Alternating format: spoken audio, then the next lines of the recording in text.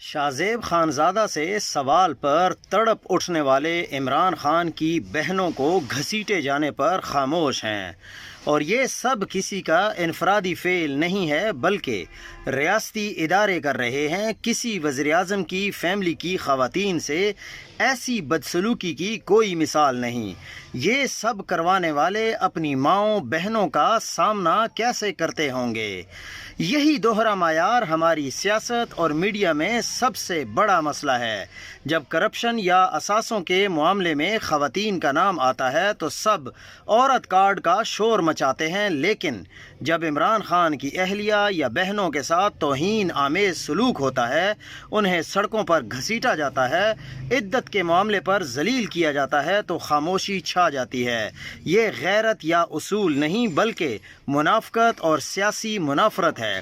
اس کا صاف مطلب یہ ہے کہ انصاف اور عزت سب پر برابر نہیں، بلکہ طاقتور یا پسندیدہ لوگوں کے خلاف دلائل اور کردار کشی کی جاتی ہے۔